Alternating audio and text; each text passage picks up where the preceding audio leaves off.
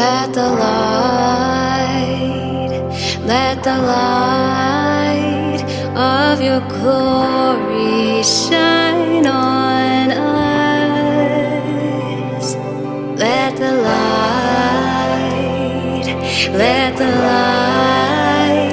of your glory shine on us. Let the light of your glory shine on us.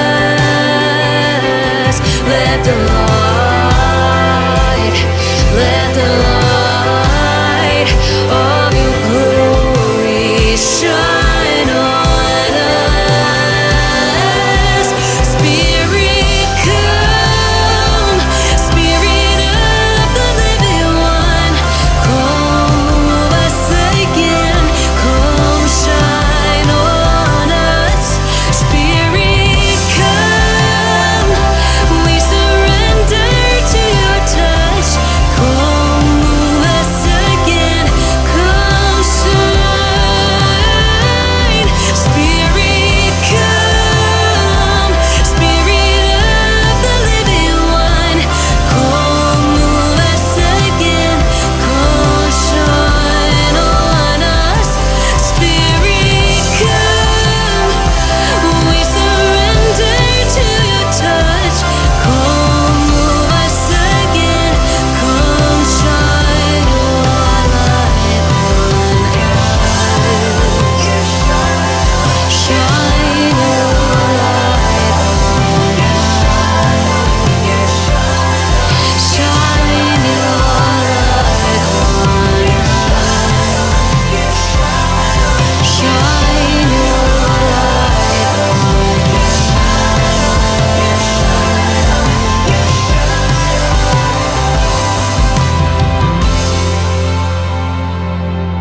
Today we want to talk about leadership. We're going to discover some truths about leadership from the writing of 1 Peter chapter 5. Today we really have more written in books about leadership than ever before, but it seems like there's less good leadership around.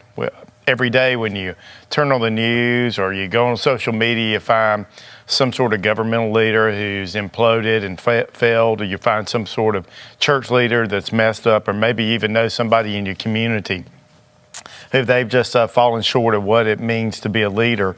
Today, as we dive into this, we understand that there is a crisis of leadership, not just the crisis that we don't have leaders, but also crisis that the leaders that we do have at times are not leading that well. So Peter gives us some insight to the things that we need to do in order to be better leaders. And so as we dive into this, it'll be easy for you to apply this to everyone else. But what I'd like for you to do is do the same thing I'm doing, is apply it to yourself. In other words, keep in mind that you probably in some capacity are a leader, whether it be at church here at Grace Point, or maybe it's at your home with your kids, or maybe it's at your workplace, or maybe you have some role in government. So apply this to yourself and evaluate yourself with the same criteria that you evaluate other people.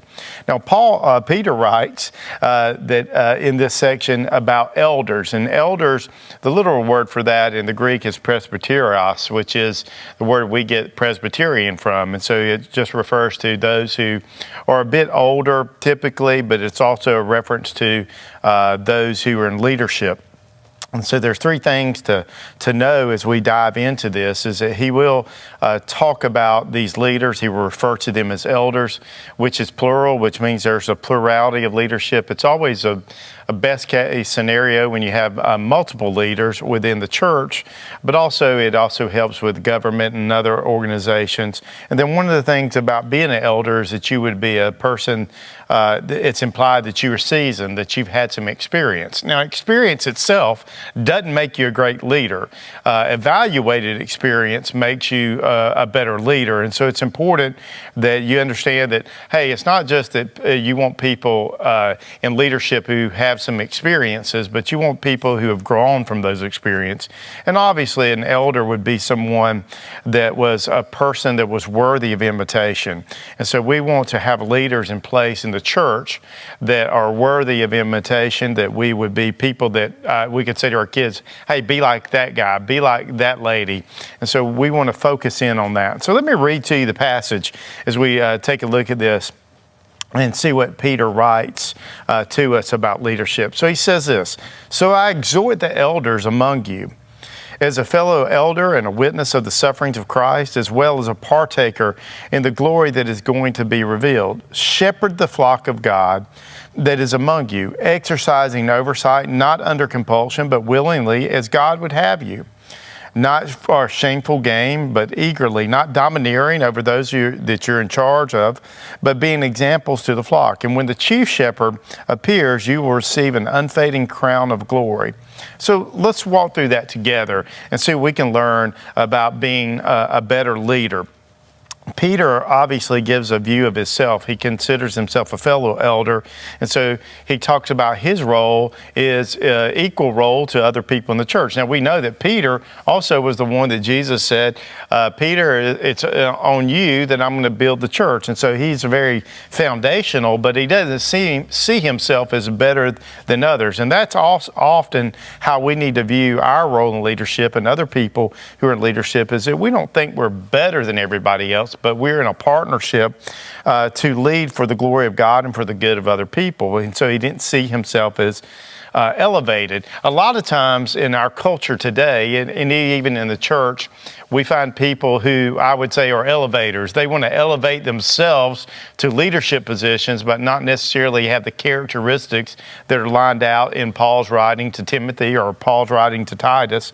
And so beware of people who elevate themselves to leadership above everybody else, but look for those who are in partnership with those who serve. He also says about himself that he's a witness of the sufferings of Christ, and so he got to see Christ firsthand and all the difficulties he faced, and also that he is a partaker of glory that is going to be revealed with Christ in terms of a reward. And so, he really talks about his role, and that he being first-hand witness of the life of Christ, and then he refers to his own reward in heaven. And so when he dives into this eldership and he talks about being a shepherd, he talks about the responsibility of a shepherd. And so he says, hey, shepherd the flock of God among you.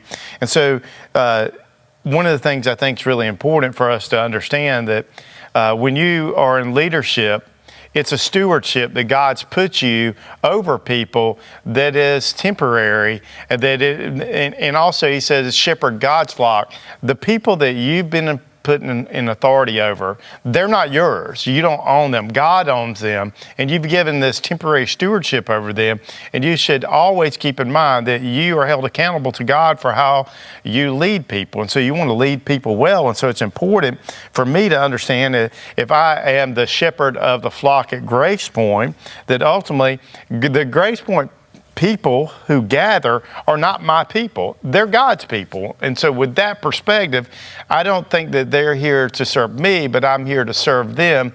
I'm here to tend them. And so when Peter writes these words, I can't help but think back to John chapter 21. Peter had really messed up. He had really blown it when his big opportunity came to stand up for Jesus, and then he denied him 3 times. And so after the resurrection, Jesus goes to meet him on the beach, and on that occasion, that's when Jesus restored Peter back to leadership. A leader doesn't mean that they have always had to live a perfect life, because if that was the case, none of us would be in leadership. But we need to be restored, and we need to be renewed by Christ and His grace so that we become better leaders. And so when Jesus met with Peter on the beach and they were sitting at breakfast, he said to Peter, "Do you love me?" And Peter was like, "Yeah, I love you." And so he would say to him, "Tend the sheep, feed the sheep." And so I think when Peter writes this, he has that very moment in mind. And so he says, it is our responsibility as leaders to see ourselves as shepherds taking care of sheep. So what would you do if you were a shepherd? You would take care of the sheep by, gathering any lost sheep with those who stray. You would also protect the sheep from danger. And sometimes that danger could be from their own devices where they're not paying attention to where they're going. They put themselves in harm's way. Or it could be protecting them from the wolves that are out and around them. It could be just maybe even a circumstantial issue. And so the role of a shepherd is to gather, to protect, to lead the sheep so you would guide them. And so, the sheep are not smart enough to get to one place to another, so the shepherd would guide them to different places. And obviously, we understand that part of shepherding is teaching the sheep and making sure they get fed. And so a leader in church would, in particular, be a person who would teach the sheep. And so that's what leaders do. And so you may think, hey, well, I'm not really a leader then because I don't teach. But if you're a parent, you know what? You teach, maybe not in a formal setting, your kids every day. Maybe at your workplace, you're probably training people. I know here at the church, you have opportunities to impact kids' lives, teenagers' lives, maybe at Celebrate Recovery, different places where you lead. And so you can be a shepherd as well. And so what Peter gives us is some things that we can look for to identify the characteristics of a good shepherd, a good overseer, a good leader. The first thing he says is they should exercise oversight, but not under compulsion, meaning they should have an inward motivation, not an outward pressure. In other words, if I go to someone and I ask them to be a leader here at church, if I ask them to, say, shepherd a small group or be involved in Celebrate Recovery in leading a group, if I have to beg the person, then that's compulsion. And so anytime you're going to someone to get them to lead, you don't want to have to beg them to lead because you're putting them under pressure. Or maybe, churches, leaders are historically known for guilt trips. Have you ever had the pastor come to you and make you feel really guilty, like, you're just letting everybody down if you don't do this particular task? And so the idea that Peter is laying out for us is that we should serve in leadership because we delight to, not because we feel like we have to. It's not an ought to, but it's a I want to do it. And so they volunteer their skills and gifts and knowledge for the sake of the gospel because they want to. The other thing he says is, not under compulsion, but willingly, which is voluntarily, as God would have you, and not for shameful gain, but eagerly. And so one of the things you would be aware of is that anybody who wants to be in leadership within the church, and I would say any other organization, for the sake of greed or personal advancement, there's nothing wrong with ambition, but ambition needs to be holy ambition, not unholy ambition. And the difference is my ambition is to advance so I can advance the glory of God and the good of people, not advancement so I can advance me in terms of it's good for me and the glory for me. And so those would be the difference between an unholy ambition and a holy ambition. And so unholy ambition would often have with it an ulterior motive, which would be money, power. And so, for example, I remember a time I was trying to get some people in leadership here at the church. I won't mention the names to protect people, but I, approached somebody and then they didn't get the position because we gave it to somebody else and they got angry. That would be a sign that the person had a motive other than the glory of God and the good of other people. And so one of the key aspects of this is that beware of putting people in leadership who are doing it for the money, they're doing it for the power, they're doing it for the prestige. And so that's what we want to look for when it comes in our own life and the life of others, that we're not looking for shameful gain. The third thing he mentions here is not domineering over those you're in charge of, but being examples. And so domineering would be not lording over the sheep. And so in other words, a good leader is not just someone who tells everyone else what to do and they do it so that the people under them are serving them. As a matter of fact, in Matthew chapter 20, verse 25. Let me read it to you. Jesus is talking about this very thing with his own disciples, and he says, but Jesus called them to him because they were arguing.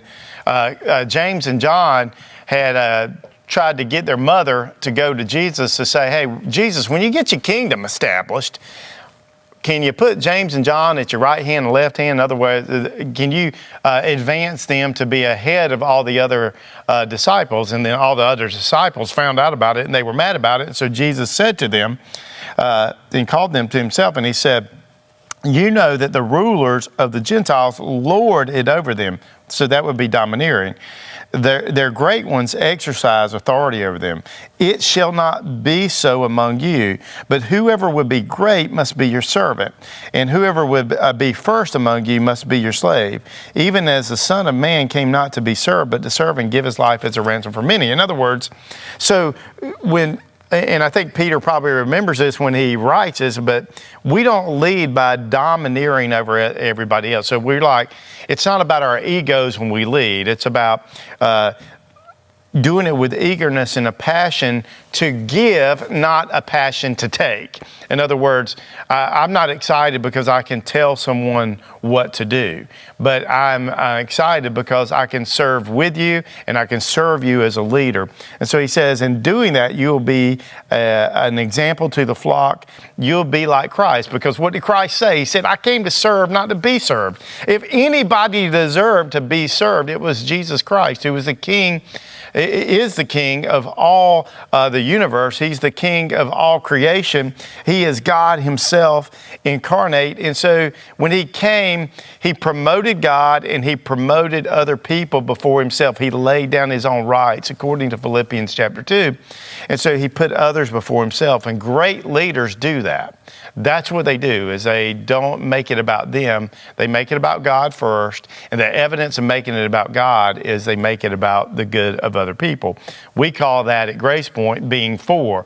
We're for God and we're for people. We're for coffee. And so he ends this little section that we're in and says, when the chief shepherd appears, you will receive an unfading crown of glory. So the motivation is, why should I be a good leader? I mean, it's clear because we want to lead because we say we follow Jesus like Jesus, but also to understand, and what's implied in here is judgment, when the chief shepherd returns.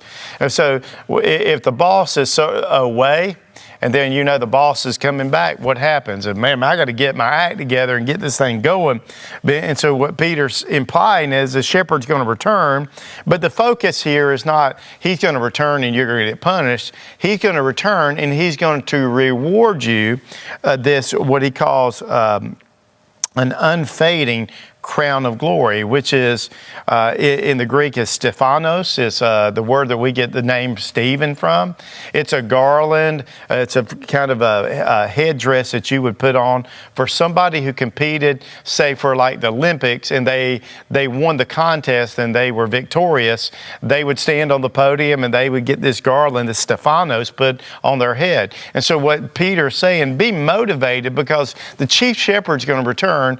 And you know, maybe you ask a question, why should I do all this? Why should I suffer? Remember, 1 Peter talks a lot about suffering. Why should I suffer for the cause of Christ? Because the Christ is going to return, the chief shepherd's going to return.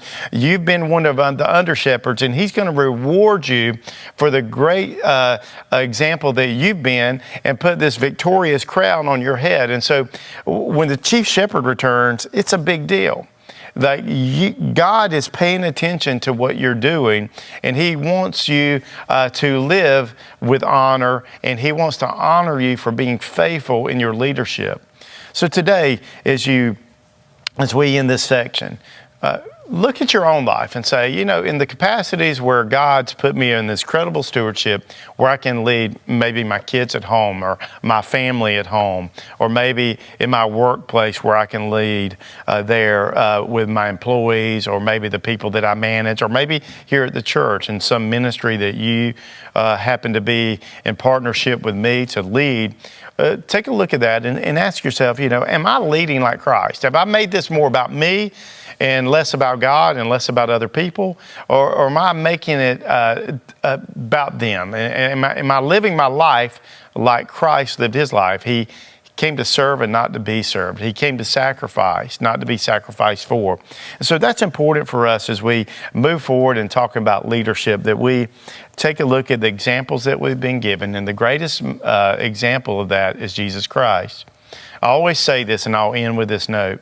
The greatest leaders are the greatest followers.